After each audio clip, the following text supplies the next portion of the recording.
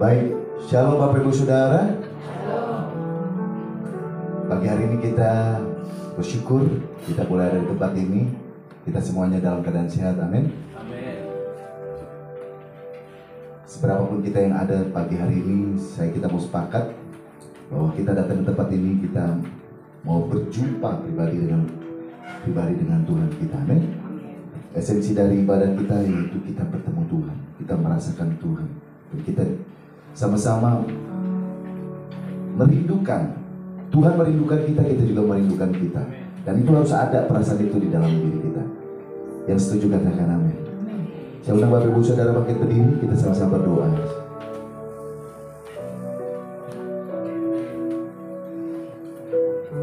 Bapa kami yang baik, kami mengucap syukur Tuhan. Jika saat ini Tuhan kami boleh beribadah bersama saudara-saudari seiman kami Tuhan. Dan kami rindu Tuhan, pagi hari ini Tuhan, kami memenuhi undangan-Mu Tuhan. Kami mau bersama-sama meninggikan Engkau. Kami mau bersama-sama menaikkan pujian dan penyembahan kami kepada Engkau Tuhan. Sebab hanya Engkau yang layak kami sembah. Sebab hanya Engkau yang layak kami tinggikan Tuhan Yesus. Engkau melebihi dari semua apapun yang ada di dunia ini Tuhan. Kami rindukan Tuhan, kami bukan cuma sekedar mau bernyanyi, tetapi jiwa dan roh kami menyembah Engkau Tuhan di dalam roh dan kebenaran. Terima kasih Bapa, terima kasih. Mengalirlah kuasa-Mu Tuhan, menjamah setiap hati kami Tuhan, membalut hati kami yang terluka, memulihkan hati kami Tuhan yang kecewa Tuhan, dan menyembuhkan kami yang sakit Tuhan dari segala sakit penyakit maupun dari setiap belenggu-belenggu dosa. Lebih dari apapun Tuhan, dari semua yang terjadi dalam kehidupan kami, kami mau tetap percaya sebab kami punya Tuhan yang sanggup mengubah kehidupan kami, yang sanggup mengangkat kami Tuhan. Terima kasih Yesus, terima kasih, terima kasih Yesus. Oh terima kasih Tuhan, kami bersyukur, kami sembah Kau Tuhan Yesus, kami sembah Kau Yesus. Terima kasih Tuhan, terima kasih Yesus. Haleluya, haleluya, haleluya Tuhan. Silakan duduk kembali Bapak Ibu Saudara di dalam hadirat Tuhan. Kita mau angkat pujian kepada Tuhan. Haleluya, haleluya.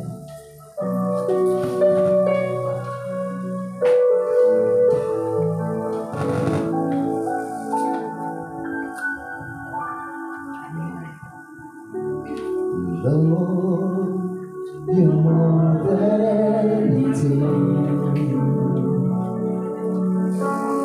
You're more than gold, more than anything.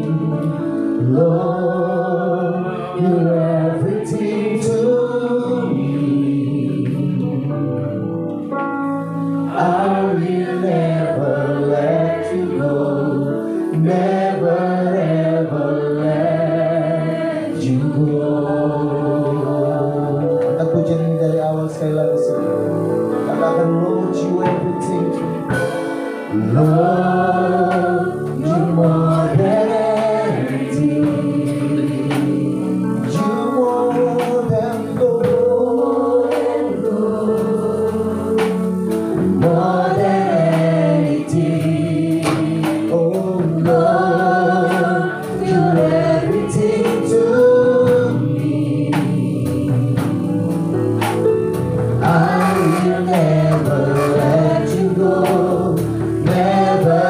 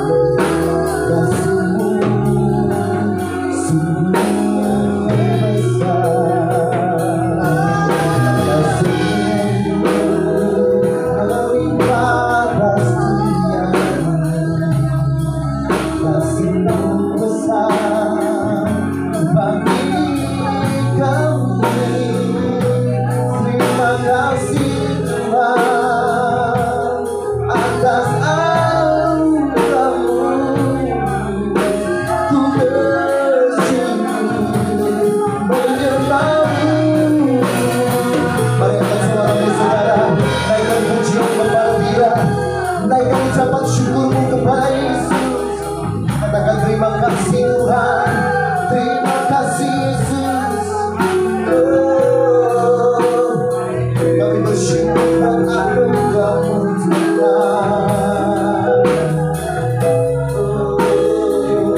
Apapun yang terjadi, kami mau terus percaya. Kami mau terus percaya kepada-Mu Tuhan. Kami percaya Tuhan. Percaya hanya padamu Yesus.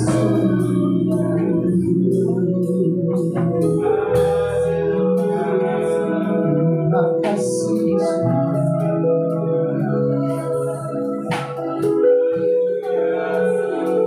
Hati kami hanya percaya padamu Tuhan Yesus. Terima kasih. Kami mau terus menyembah-Mu Tuhan.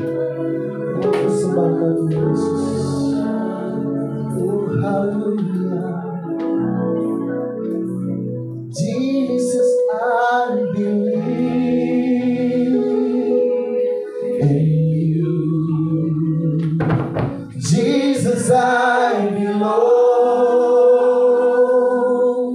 to you. You're the reason that I live. The reason that I katakan Jesus, I believe. Jesus, I believe in you. Jesus, I belong to you. You're the reason that I live, the reason that I see. Jesus, I believe in you. Jesus, I belong to you. You're the reason that I live, the reason that I live. Jesus, I believe. Jesus, I believe. I believe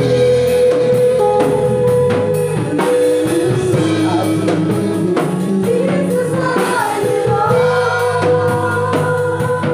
to you. You're the reason that I live, the reason that I see. Jesus, I believe in you. Jesus, I belong.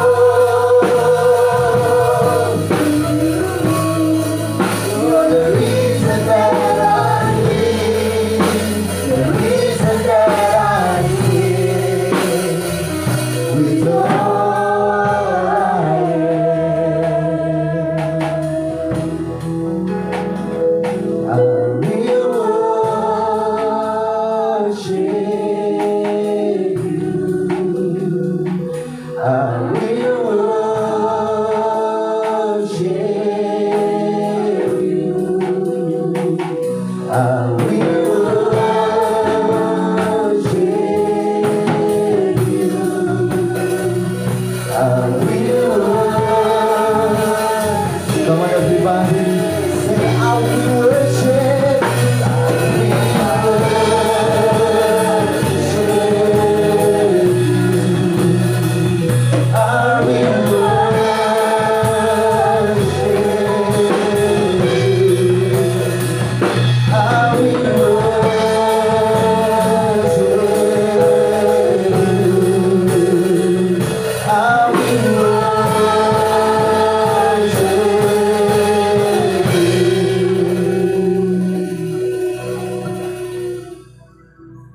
Jesus, I believe.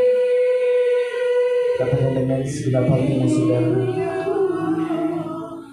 Jesus, I belong Yes, to you. You're the reason that I live, the reason that Lebih I lagi dengan segenap hatimu katakan, Jesus, I believe. Ya, aku percaya Tuhan.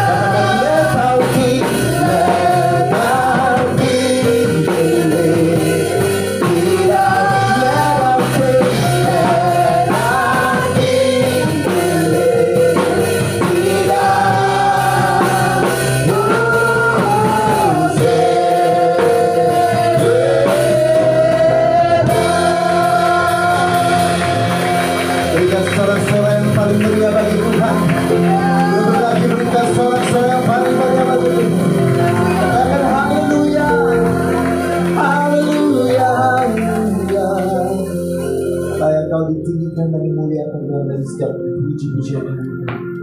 Lebih lagi Tuhan memuji Engkau Tuhan dan bersorak-sorak bagi Engkau Tuhan. Yang siap memuji Tuhan sama-sama dengan saya katakan. Amin. Berikan tepuk tangan yang meriah bagi Tuhan. Haleluya. Saudara, berikan senyuman kanan kiri saudara. Katakan, Tuhan Yesus itu yang menjadi kekuatan kita loh. Amin. Ya. Haleluya, haleluya. Saudara percaya Tuhan Yesus yang menjadi kekuatan kita? Semuanya belum yakin kayaknya. Saya masih melihat muka-muka yang masih kayak ngeblank gitu loh. Saudara percaya Tuhan Yesus yang menjadi kekuatan kita? Amin. Towel kanan kirinya sekali lagi. Mari puji Tuhan. Haleluya.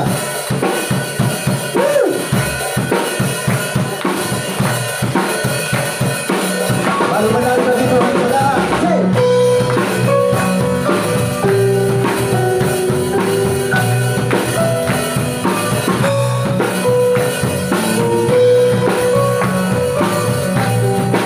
Lagu ini adalah nyanyian iman saudara. Katakan dengan segenap hatimu. Say, come on. Meskipun musuh di depanku, rintangan menghadap aku, tahu sungguh Engkau bersamaku. Amin. Beriku lepat di diriku, berlaksa di sisi kananku, janjimu Engkau bersamaku. Amin, Jesus. Katakan. Takkan pernah berat keyakinanku pada dirimu, Yesus Tuhanku. Tiada yang seperti Kaulah Tuhanku, kebanggaanku, gunung batu dan keselamatanku, Tuhan tanganku, perlindunganku, Kaulah Allah, sumber kemenanganku. Haleluya. Lebih lagi katakan dengan imanmu saudara. Meskipun musuh di depanku, rintangan menghadang langkahku, tahu sungguh Engkau bersamaku. Haleluya. Beriku lepat di diriku, Amin. berlaksa di sisi kananku, ku tahu janjimu Engkau bersamaku. Sebab tak akan goyah iman kami. Takkan pernah goyah keyakinanku pada dirimu, Yesus Tuhanku. Tiada yang seperti dirimu. Kaulah Tuhanku, kebanggaanku, gunung batu dan keselamatanku, Tuhan tanganku, perlindunganku, Kaulah Allah. Dan saudara saja, katakan puji katakan. Kaulah, come on. Amin. Tuhan tanganmu. Kaulah Tuhanku, kebanggaanku, gunung batu dan keselamatanku, Tuhan tanganku, perlindunganku, Kaulah Allah,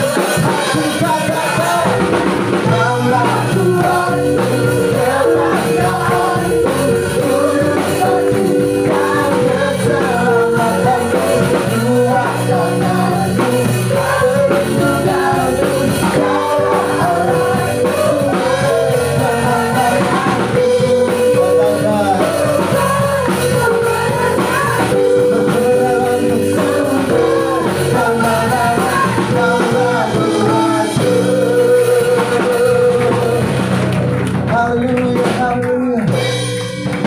Tuhan yang menjadi sumber kekuatan kita. Amin, saudara. Berarti Tuhan kita dahsyat. Amin. Belum semuanya nih ngomong. Tuhan Yesus dahsyat. Amin. Tuhan Yesus kita dahsyat. Amin. Haleluya. Berikan tepuk tangan yang meriah bagimu. Allahku dahsyat. Mari saudara, angkat suaramu, gerakan badanmu, kita menari bagi Tuhan.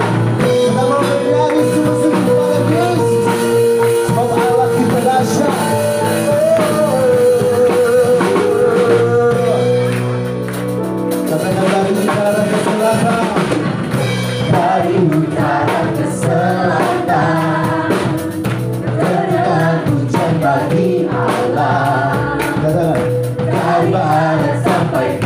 dirimu.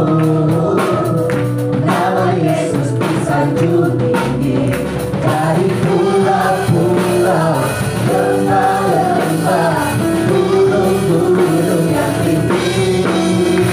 Kemuliaannya disaksikan, kebesarannya diceritakan. Yesus, Yesus, nama Yesus.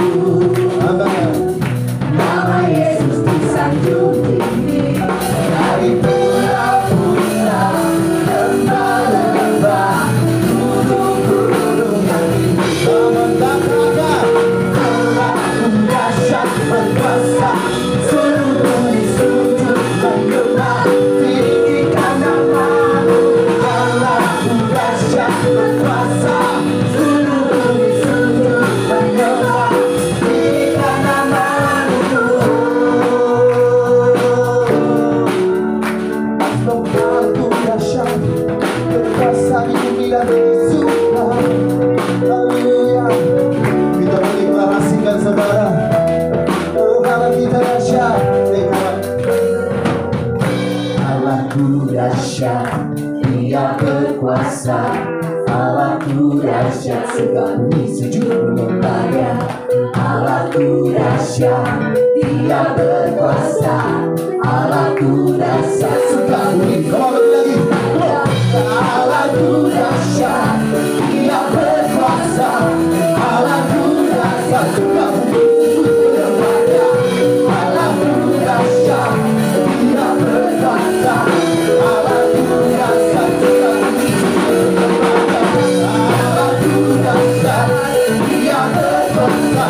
Allahku dahsyat, segala bumi sujud menyembah-Nya. Allahku dahsyat, Dia berkuasa. Allahku dahsyat, dari pulau-pulau, lembah-lembah, katakan dari pulau-pulau, lembah-lembah, gunung yang tinggi. Katakan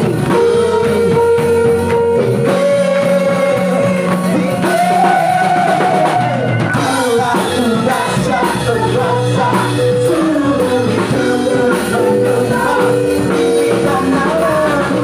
Allahku dahsyat berkuasa, seluruh bumi sujud menyembah, katakan tinggikan nama-Mu.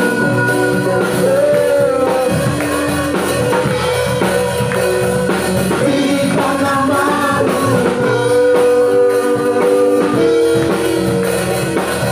Katakan tinggikan, tinggikan nama-Mu. Allahku dahsyat. Silakan haleluya. Praise the Lord. Haleluya. Silakan duduk kembali Bapak Ibu Saudara. Allah kita dahsyat. Puji Tuhan. Baik saudara, sebentar kita akan menabur saudara dan diberkati Tuhan dalam setiap ibadah yang kita adakan. Kita menabur buat pekerjaan Tuhan di tempat ini. Yang bertugas saya persilakan. Mari sama-sama kita berdoa.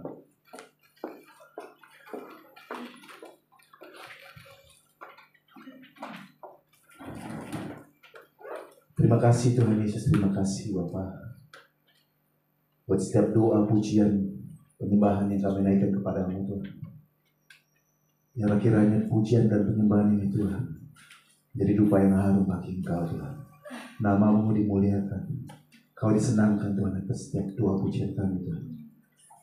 Bukan karena kuat dan gagah kami Tuhan, tapi percaya Tuhan, Kau melihat setiap hati kami, Kau melihat kesungguhan hati kami Tuhan. Kami terus mau berseru kepadamu. Sebentar kami akan menabur, kiranya Engkau yang menguruskan dan mengujikan persembahan kami Tuhan, agar persembahan kami bermanfaat bagi pekerjaan Tuhan di tempat ini. Di dalam nama Yesus kami ucap syukur.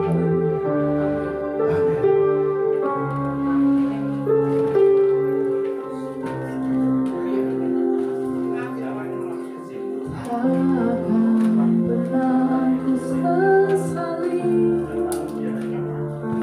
Mengiring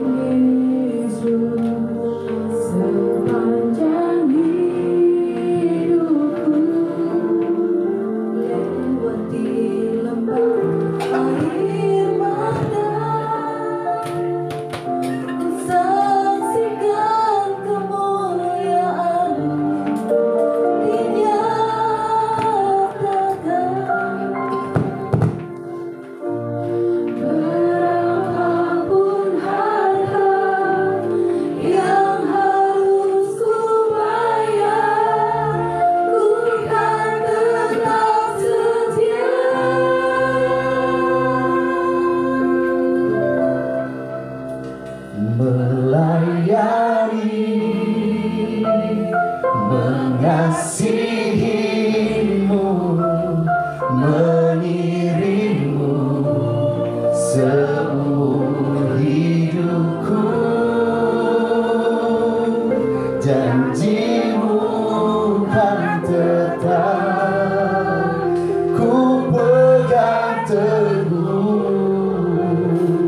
sampai ku dapat mahkota kehidupan.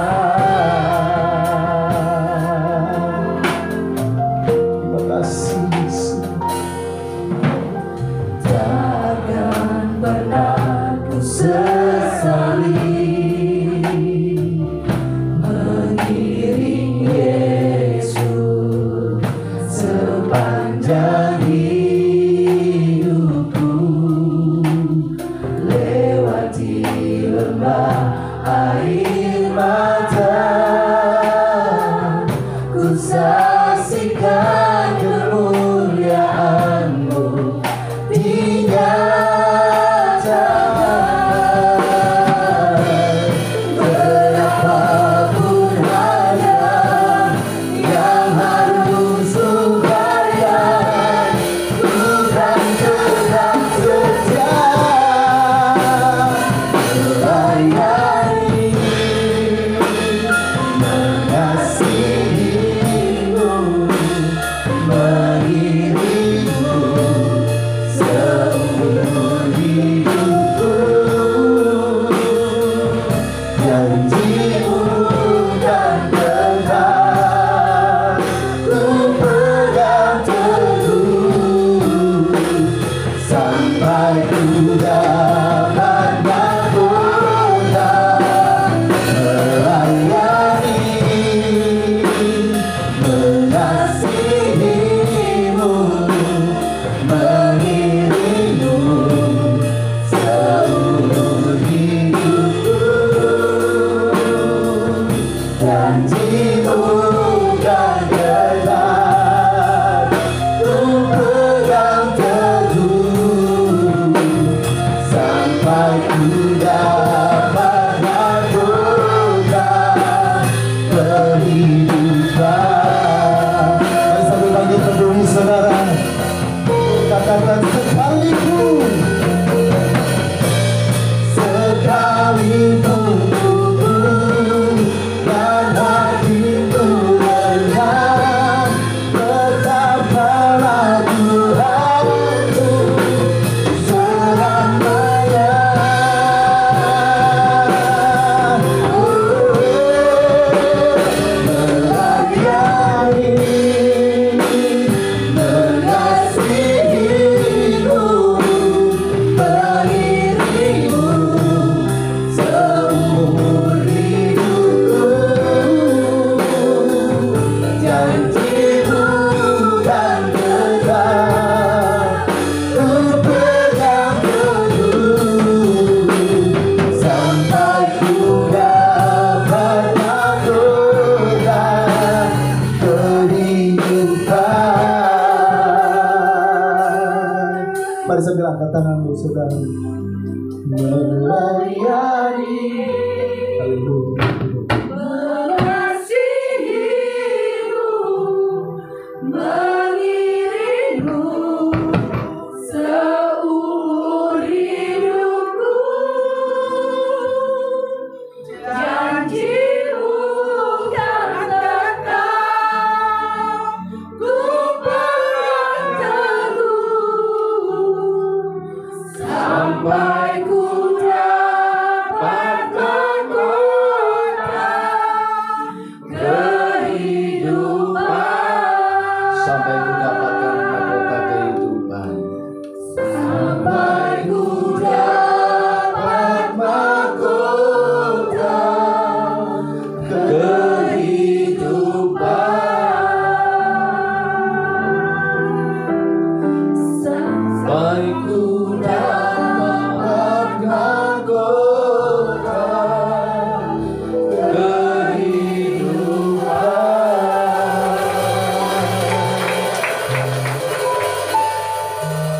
Terima kasih Tuhan buat hadirat-Mu.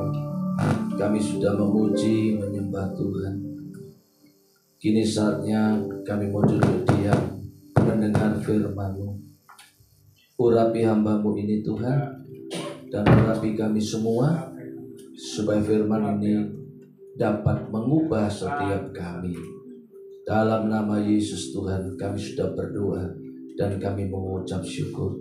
Mari yang percaya dan diberkati katakan amin. Tuhan Yesus memberkati. Silakan duduk si Tuhan. Terima kasih buat worship leader dan pemusik dan singer yang luar biasa. Ya, shalom Bapak Ibu yang dikasihi Tuhan. Selamat pagi. Berjumpa kita lagi di tahun 2024. Hari ini saudara, saya ingin memberikan satu pengertian saudara. Jadi tema-tema khotbah yang saya bagikan ke gereja-gereja maupun di cabang-cabang di bawah Pak Niko atau di bawah pendeta Wiwiko, itu landasannya adalah dari Pak Niko. Jadi kalau saudara ke gereja manapun, tema khotbahnya itu akan hampir mirip-mirip. Jadi saya mengkhotbahkan ini adalah apa yang saya dapatkan waktu saya disentul mengikuti doa MDPJ. Nah, itu yang saya bagikan. Jadi saudara, ketika firman ini saya bagikan, tidak ada pesan apa-apa dari gembala. Ini murni dari Pak Niko. Amin. Supaya saudara nangkep ini. Ya. Nah, hari ini Pak Niko berbicara tentang apa? Murid yang dimurnikan dan murid yang berbuah. Seluruh cabang Pak Niko, kebanyakan hamba-hamba Tuhan akan mengkhotbahkan ini. Kalau saudara ngundang pembicara dari tim Pak Niko maupun di timnya pendeta Wiwiko, kebanyakan akan khotbah ini. Dia gak akan khotbah okultisme, gak akan. Nah, hari ini saudara dikasih Tuhan, saya akan berbagi tentang murid. Ya, murid itu belajar. Kita tangkap dulu satu kerangkanya, paham? Murid itu belajar. Katakan murid itu belajar. Murid itu diajar. Setuju? Kalau murid itu harus belajar dan murid itu harus diajar. Tangkap dulu nih, supaya nggak ada pengertian yang bias di luar. Murid itu belajar, murid itu diajar. Betul? Contoh saudara sekolah, saudara diajar nggak oleh guru? Nah, yang kedua, murid itu ada di dalam kelas. Setuju? Dalam kelas dulu. Memang ada ekstrakurikuler, ada. Murid itu di dalam kelas. Ini sudah pakemnya. Kalau kita ngomong murid Yesus, ada di mana? Di gereja. Murid Yesus di gereja. Yang sebut dengan amin. Nah, kembali lagi. Yang ketiga, sepakat dulu. Murid bersama dengan gurunya. Guru bersama dengan muridnya. Setuju? Contoh yang paling gampang. Yesus punya murid 12. Alkitab memberitahu kepada kita, Yesus selalu bersama-sama dengan muridnya. Muridnya selalu bersama-sama dengan Yesus. Yesus tidur, muridnya di situ tidur. Yesus makan, Yesus juga makan bersama dengan muridnya. Yesus naik perahu, muridnya naik perahu. Artinya saudara, kalau kita ngomong menjadi murid Yesus, maka kita melekat dengan Yesus. Amin. Nah, kalau kita ngomong murid Yesus, berarti kita hidup seperti Yesus hidup. Kalau kita sudah mau mendeklar aku murid Yesus, tapi saya dan saudara tidak mencerminkan karakter Yesus dan hidup seperti Yesus, saudara bukan murid Yesus. Saya katakan bukan. Saudara bisa ada dua muridnya. Muridnya setan sama muridnya dunia. Itu aja. Kalau di Alkitab mengajarkan ada 3 murid dalam perjanjian baru. Murid Yesus, murid siapa lagi? Yohanes.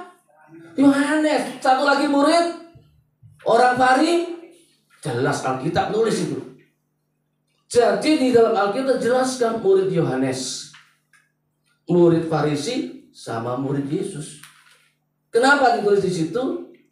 Nah, waktu zamannya puasa, mereka muridmu kok gak puasa? Orang Farisi, orang murid Yohanes tanya, Yesus ngomong, bersama-sama pengantin sama mempelai ngapain puasa? Nanti ada waktunya puasa.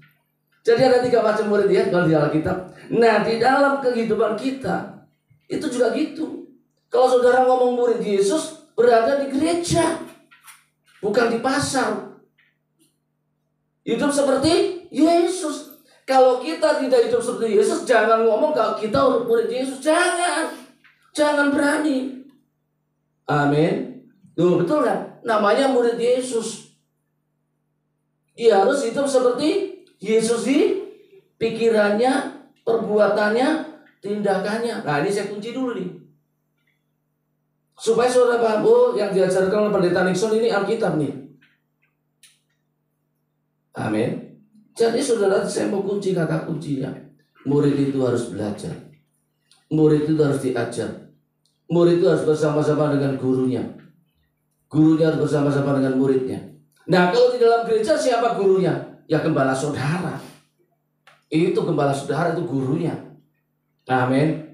Saudara gak usah belajar tempat yang lain. Belajar di mana saudara ya ini kelasnya. Amin. Saudara masuk kelas gak di sini? GBI Kristus Sejati itu kelasnya. Gurunya Pendeta Denny. Itu gurunya. Gak usah panggil guru yang lain. Belajar. Harus katakan amin. Saudara nanti akan keracunan. Soalnya banyak pengajar yang banyak. Nah, makanya konteksnya Pak Niko bicara murid yang dimurnikan sama murid yang siapa yang mau dimurnikan? Lu gak ada yang katakan berarti gak mau dimurnikan. Bahaya ini. Siapa yang mau dimurnikan? Lah, yang gak katakan gak apa-apa, gak masalah bagi saya. Harus siap dimurnikan. Nah, saudara kasih Tuhan, keluarnya udah dapat ya. Ingat dalam pikiran kita, murid harus belajar, murid harus diajar, murid harus bersama-sama dengan gurunya, murid berada dalam kelas, murid bersama guru bersama murid. Yang sudah katakan amin. Contoh, kalau saudara sekolah katakan di BPK penabur, saudara kan bangga bahwa anak saya atau saya adalah sekolah di BPK penabur. Ada kebanggaan nggak? Bangga menjadi salah satu sekolah yang berkualitas. Amin. Nah, saudara menunjuk alma mater ini kan, membawa nama baik sekolahnya kan. Nah, kalau saudara menjadi murid Yesus, tidak membawa nama baik Yesus yang malu, saudara. Apalagi saudara menjadi orang Kristen mendeklar saya murid Yesus, tapi kelakuannya nggak seperti Yesus. Jangan ngomong. Amin. Wah, keras sekali Pendeta Nixon nih. Ya itu realitanya. Kalau murid Yesus yang mengerjakan pekerjaan Yesus, saudara kan nggak punya. Sekarang mau naik. Saudara murid Yesus bukan? Amin. Berarti harus melakukan apa yang dilakukan oleh Firman, apa yang dilakukan Yesus. Amin. Kalau saudara nggak melakukan, berarti ada 2 pilihan. Saudara murid dunia atau muridnya setan. Sudah itu. Kalau murid setan jelas kan? Selalu tidak pernah ada yang baik. Ya iya dong, setan ada yang baik gak? Siapa yang mengakui setan yang baik, angkat tangannya? Nggak ada. Nah, makanya kalau saudara melakukan yang jahat, berarti saudara muridnya setan. Sudah itu harga mati itu. Setuju ya? Ada nggak orang Kristen yang menjadi muridnya setan? Banyak. Banyak Pak ya? Ada juga. Tapi juga ada murid tapi di sini adalah muridnya Yesus semua. Amin. Di luar sana nggak ada, di tetangga kiri nggak ada, di sini nggak ada yang ngaku. Amin. Ya, makanya saudara dikasih Tuhan gampang untuk mengenali seseorang itu muridnya Yesus atau murid Yesus dari tindakan, perbuatan, dan kata-kata kita. Itu sudah kelihatan. Sudah kita Kita itu menjadi suratan terbuka, kita dihakimi oleh perkataan kita sendiri. Saudara, kalau omongannya sampah terus, orang menilai apa? Wah, lu sampah, lu bukan muridnya Yesus. Perkataan Yesus, makanya kita buka Alkitab ini dulu. Yesaya saudara 50 ayat yang keempat. Kalau Pak Niko lebih soft, mungkin pendeta Wiko lebih soft, tapi kan saya punya passion, punya otoritas untuk saya membagikan firman. Yang penting kan murid yang dimurni, tidak keluar dari konteks. Nah, Yesaya 50 ayat keempat, saudara. Perikopnya ketaatan hamba Tuhan. Tuhan Allah telah memberikan kepadaku lidah seorang murid. Garis bawahi, Tuhan memberikan lidah seorang murid, supaya dengan perkataan aku dapat memberi semangat yang baru kepada siapa? Orang yang letih lesu, dan setiap pagi yang mempertajam pendengaran untuk mendengar seperti seorang murid. Artinya kalau kita murid Yesus, perkataan kita adalah perkataan yang memberikan semangat yang baru. Ini Alkitab.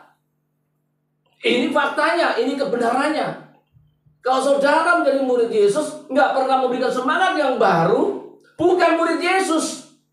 Melemahkan iman, mengintimidasi, membuat kekacauan, bukan murid Yesus.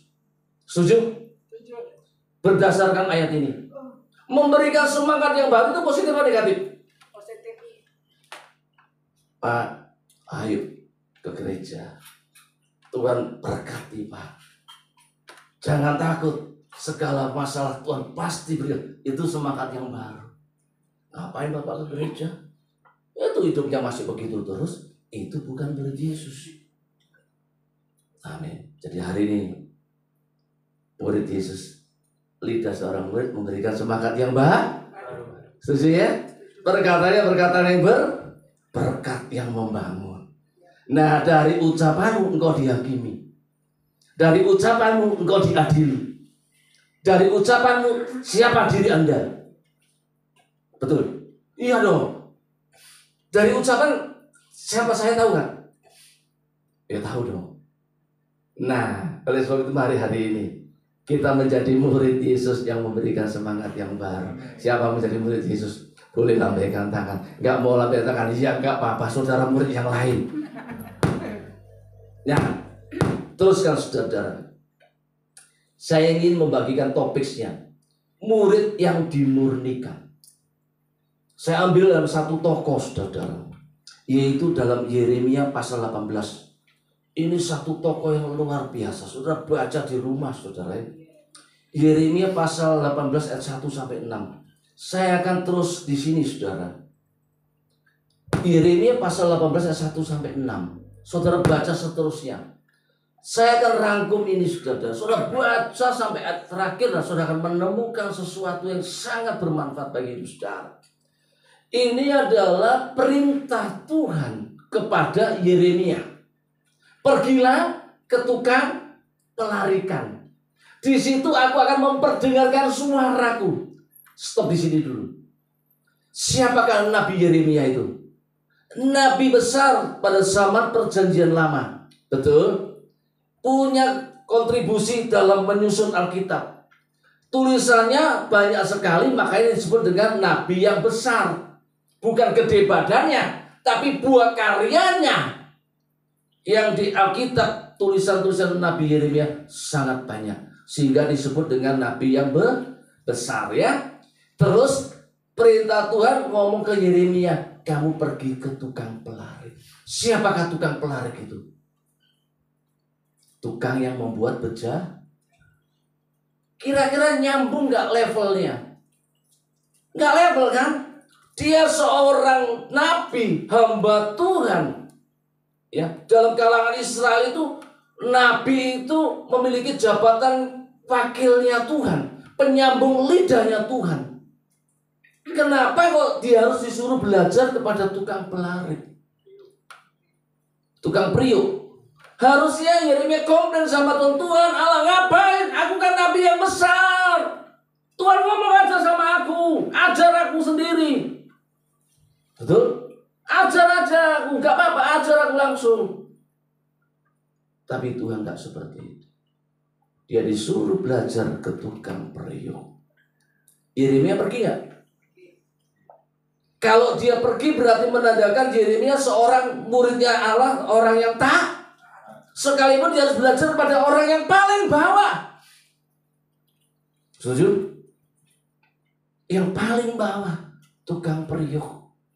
Mana bisa seorang hamba Tuhan mau belajar kepada orang yang dianggap ya nggak ngerti firman. Ingat, di situ dikatakan, aku akan memperdengarkan suaraku. Di situ dikatakan, hear to attention, mendengar dengan penuh perhatian. Hear to attention itu, jadi gini, misalnya saya ngomong dengan Pak Denny. Pak Denny ngomong sama saya, kalau saya begini, dengar, tapi penuh perhatian nggak? Berarti saya merendahkan, melecehkan. Dia ngomong, kita melengos saja. Ya udah ngomong aja. Bukan kayak gitu. Tuhan ngomong, aku akan memperdengarkan suaraku. Disitulah dia mulai melihat apa yang diberikan suaranya. Ketika seorang tukang periuk sedang membuat bejana, artinya Yeremia dia mengamat-ngamati dan dia mendengar dengan perhatian. Iki loh perkataanku. Dia buat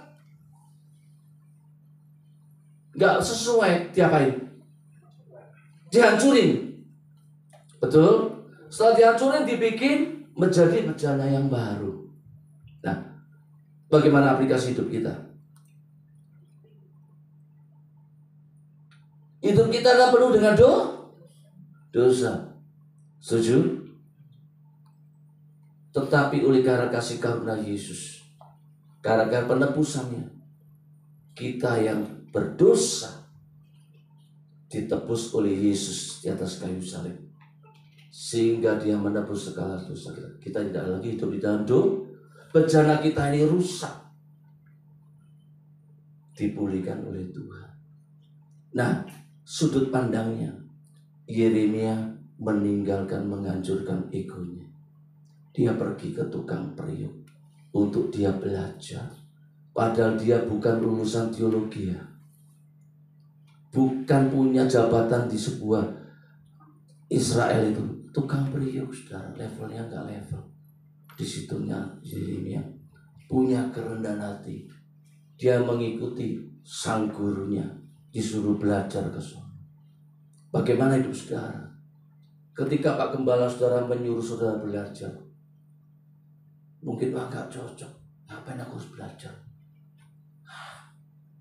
Gak mau ah. Tadi saudara harus dihancurkan egonya. Oleh sebab itu, murid yang dimurnikan harus menghancurkan egonya. Setuju? Malu nggak Yeremia belajar sama tukang periuk? Bayangin, nabi loh. Kalau secara daging malu nggak? Malu lah. Nabi yang besar loh, belajar pada tukang periuk loh. Nah, disitulah dia ngomong, Tuhan, masa aku nggak bisa menjadikan umatku Israel seperti ini? Kenapa? Sebenarnya tujuannya adalah Tuhan itu ingin ngajar orang Israel supaya nggak tegar tengkuk, nggak suka bersungut-sungut, berontak, rusak di mata Tuhan. Dia ngomong, masa nggak bisa memperbaiki bangsa kayak gini besar. Saudara baca seterusnya. Jadi saudara dikasih Tuhan, kalau saudara mau dimurnikan itu sakit, saudara. Sakit. Seperti kayak gini nih. Dipecahkan, dihancurkan harga diri kita, ego kita, perasaan kita, keakuan kita, posisi kita, status kita, keberadaan kita. Ya toh, dihancurkan nggak? Dihancurin. Makanya ikut Yesus itu harus kayak gitu. Hancur semua. Nggak ada siapakah aku, nggak ada. Tapi harus ngomong siapakah Ye? Nggak ada boleh. Siapakah aku ini? Yang itu katakan amin. Tapi banyak orang yang nggak bisa mengatakan siapakah Yesus. Tapi sering mengatakan siapakah aku ini. Jadi aku harus dihormati, aku harus didengar, aku harus diperhatikan. Itu mana? Sudah levelnya nggak kayak gitu, saudara. Yang suka amin. Yeremia mau lu berangkat ke sana belajar. Padahal dia secara Alkitab penulis Alkitab. Penulis besar, nabi yang besar. Kalau Amos mah gak apa sih, Amos kan nabi kecil. Obadya nabi kecil gak masalah. Ini nabi besar men. Saudara mungkin menjadi orang penting di gereja ini. Menjadi orang besar. Orang yang VIP di gereja ini. Sehingga saudara punya suara yang besar. Terus saudara gak mau belajar. Ketika gembala, kamu belajar dong. Kamu belajar dong. Kamu kesana dong. Siapa aku? Nah, mari kita remukkan ego kita yang mau katakan amin. Ini pelajaran saudara.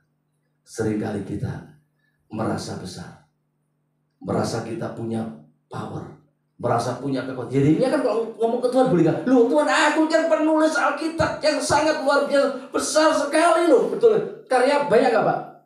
Tulisannya banyak sekali. Makanya semua nabi besar. Loh aku ini loh penulis Alkitab Tuhan. Aku kan nabimu. Ya toh.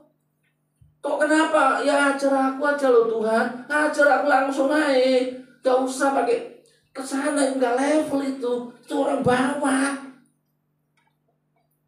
Yeremia mau belajar di situ. Di situ dia ngomong Tuhan. Baru kasih tahu. Masa aku nggak bisa melakukan ini kepada bangsaku, bangsa Israel, umat pilihanku. Suruh baca terusnya itu ngeri loh. Betul, kalau ayat terakhir yang ngeri. Coba ya, kita baca yang ayat paling terakhir itu ngeri sudah. Saya baca itu ngeri sekali. 18 ya, coba saya mau baca supaya saudara ngerti loh saudara. Yeremia 18 ya, saya baca di ayat yang paling akhir itu mengerikan saudara. Nah, ada satu tensionnya saudara. Nah, di ayat 11 saudara. Sebab itu katakanlah kepada orang Yehuda dan kepada penduduk Yerusalem, beginilah firman Tuhan, sesungguhnya aku ini sedang menyiapkan malapetaka terhadap kamu untuk merancangkan rencana yang terhadap kamu. Baiklah kamu masing-masing bertobat dari tingkah lakumu yang jahat dan perbaikilah tingkah lakumu dan perbuatanmu. Tetapi mereka tidak ada gunanya, sebab hendak kami berlakukan baik rencana kami sendiri, dan masing-masing tidak bertindak mengikuti kedegilan hatinya. Nah, ada satu ayat lagi begini saudara. Nah ini di ayat yang ke-6 saudara, sama ke-7 ya. Masakan aku tidak dapat bertindak kepada kamu seperti tukang peri itu, hai kaum Israel? Demikian firman Tuhan, sungguh seperti tanah liat di tangan tukang peri, demikian kamu di tanganku, hai kaum Israel. Ada kalanya aku berkata tentang suatu bangsa dan tentang suatu kerajaan bahwa aku akan mencabut, merobohkan dan membinasakan. Garis bawahi dulu ya. Tetapi apabila bangsa yang terhadap siapa aku berkata demikian telah bertobat dari kejahatannya, maka menyesal Tuhan aku bahwa aku tidak menjatuhkan malapetaka yang kurancangkan terhadap kamu. Garis bawahi dulu ayat ke-9. Ada kalanya aku berkata tentang suatu bangsa dan tentang suatu kerajaan bahwa aku akan membangun dan menanam mereka. Tetapi apabila mereka melakukan yang jahat di depan mataku dan tidak mendengar suaraku, maka menyesalkan aku hendak mendatangkan keberuntungan yang kujanjikan kepada mereka. Ini, paham ini. Begini saudara. Tuhan ngomong begini. Bangsa ini nggak bertobat. Udah. Nggak bertobat katakan. Maka dia akan merencanakan mencabut, merobohkan, dan membinasakan. Dia berbuat jahat bangsa ini. Oke. Terus bangsa ini bertobat. Ngomong apa dia? Tuhan menyesal merancangkan yang jahat terhadap umatku Israel. Dicabut. Tuhan nyesal. Wes gak jadi deh. Bertobat. Yang kedua, ini paradoksnya. Tuhan merencanakan memberkati orang itu. Merencanakan yang baik. Tapi orang ini bangsa ini berbuat jahat. Akhirnya apa Tuhan? Tuhan menyesal merancangkan yang baik terhadap orang itu. Nah, ini pilihan saudara. Nangkep di sini yang dimurnikan. Jadi saudara, ketika saudara merasakan, waduh aku berdosa, aku mengalami dosa, kesalahan, aku datang kepada Tuhan, aku minta ampun. Maka Tuhan yang seyogyanya mau melakukan tindakan-tindakan menghukum saudara, dia menyesal, dicabutlah perkataan ini. Akhirnya nggak dihukum, enggak. Tapi saudara, ketika Tuhan ngomong ingin memberkati saudara, ingin menyembuhkan saudara, ingin menjadikan saudara menjadi baik, tapi saudara kelakuannya jahat, maka Tuhan apa? Menyesal, merencanakan akan memberkati saudara, nggak jadi. Betul. Ini yang kita loh ngomong. Makanya saudara, jangan berbuat jahat. Setuju?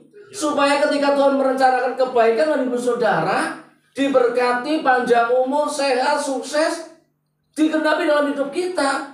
Kalau saudara berbuat jahat, dijaga jadi. Tuhan nyesel deh. Gua kerjain sama si Akyong. Ada nama Akyong di sini nggak ada ya? Mudah-mudahan nggak ada nama Akyong.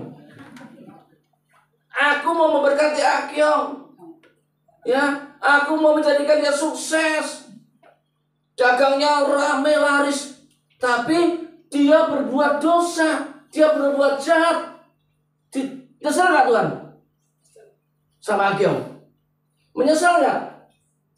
Tuh, menyesal nggak? Iya nyesel, nggak jadi deh aku berkati Akyong. Aku kasih sama, kasih itu aja si Alex saja deh. Alex walaupun kelihatan dosa, dia berbuat jahat, tapi dia bertobat. Dia ngaku dosanya, dia ngaku salah. Yang aslinya dia mau merancangkan menghukum Alex, merobohkan, membinasakan, mencabut, nggak jadi. Akhirnya berkat itu diberikan pada siapa? Alex. Tuhan adil nggak? Adil. Maka jadi orang Kristen jangan main-main tahun 2024. Amin. Termasuk saya, termasuk Pak Denny. Jangan main-main. Benar. Nanti akan kelihatan. Makanya sudah cari. Jangan deh berbuat jahat deh. Berbuat baik enak. Ketika nanti Tuhan berkata, diberkatilah kau duduk di belakang soalnya kacamata lu diberkati Tuhan lu. Lu berbuat baik terus diberkati. Terima lo, cewek itu kok diberkati. Amin. Iya loh, diberkati. Tapi nggak boleh berbuat jahat, kuncinya, amin. Makanya kalau diberikan sakit.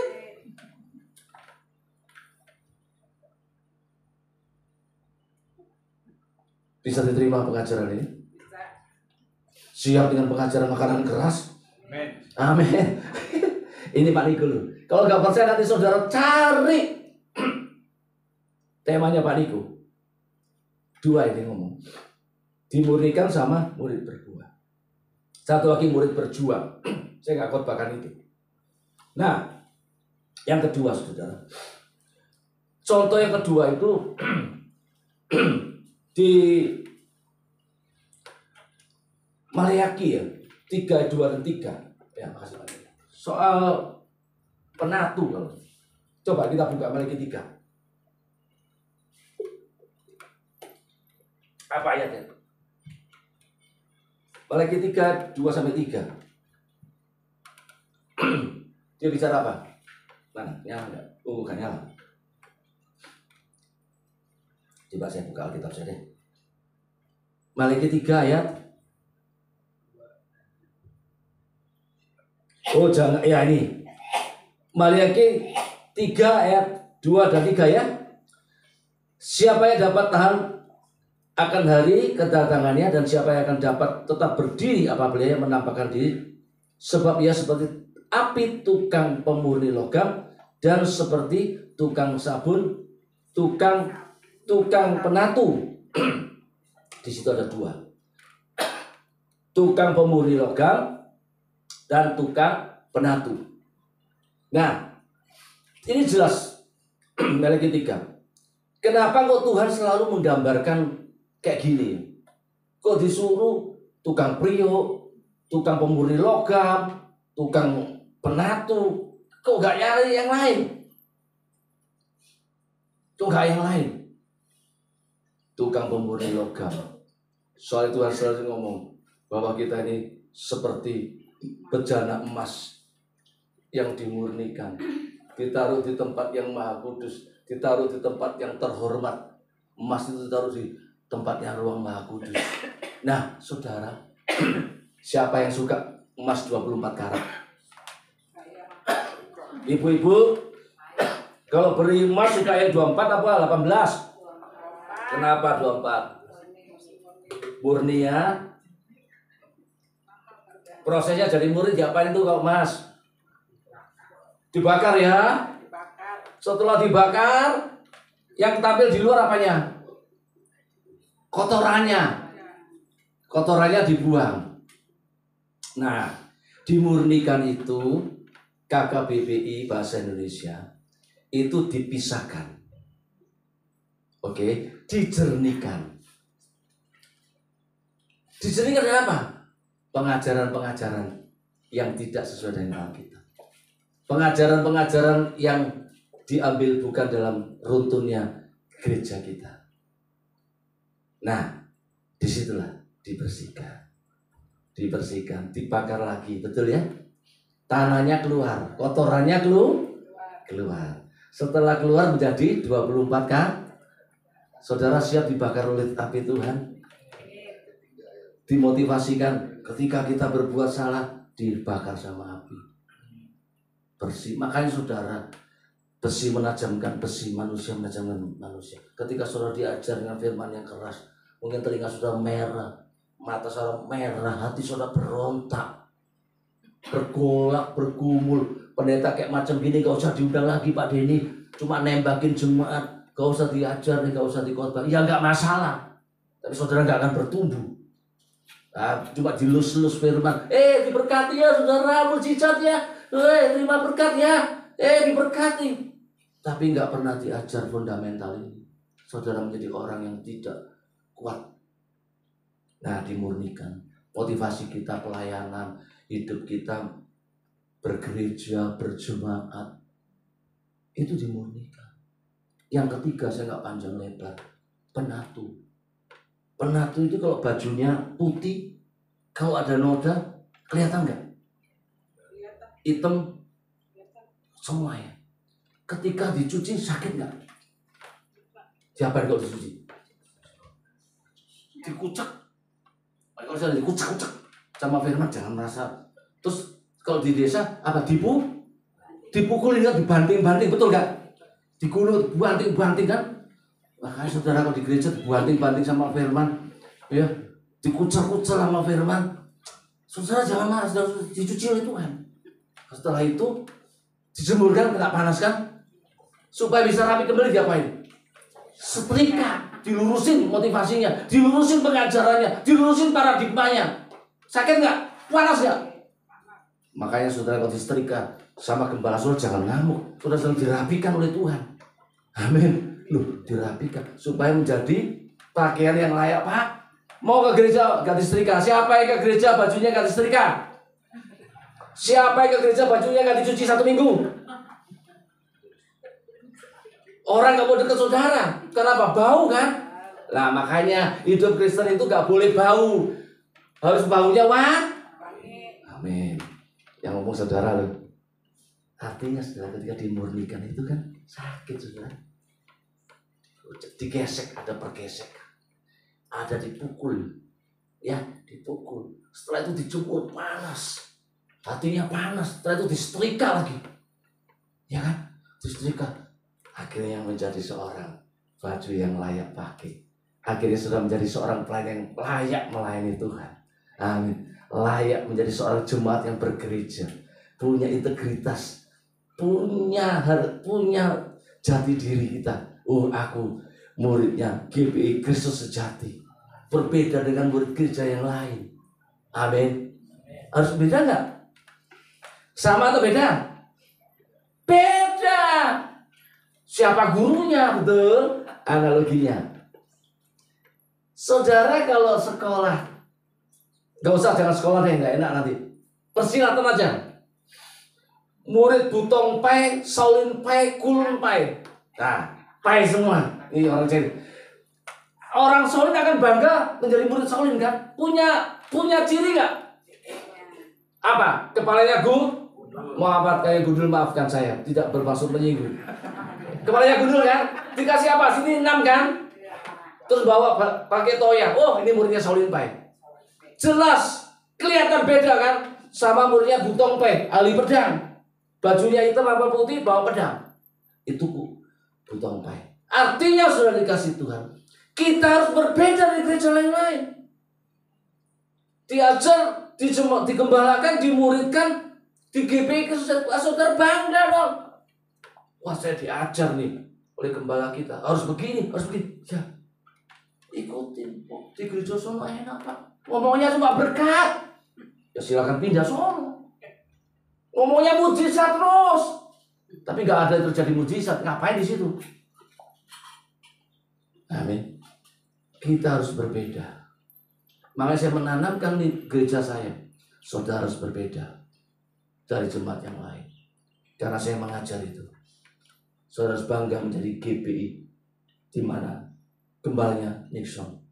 Harus bangga. Saudara harus bangga loh punya gembala Pak Denny. Harus bangga. Yang suka katakan amin. Bangga, harus bangga juga Pak Denny. Bangga punya jemaat. Amin. Dia nggak akan dikeluh, jemaat saya wah hebat-hebat. Ya, benar ya? Setuju? Ya itu namanya murid dan guru, harus bersama-sama. Siapa yang mau terus bersama-sama dengan gurunya? Bersama-sama dengan Pak Gembala, mau? Kalau nggak mau ya sudah, nggak apa-apa. Saudara bukan muridnya Gembala, murid-muridnya lain. Nah, begini saya mau tutup terakhir ya. Dalam hidup pengembalaan saya, ini sudah selesai khotbah ini. Sudah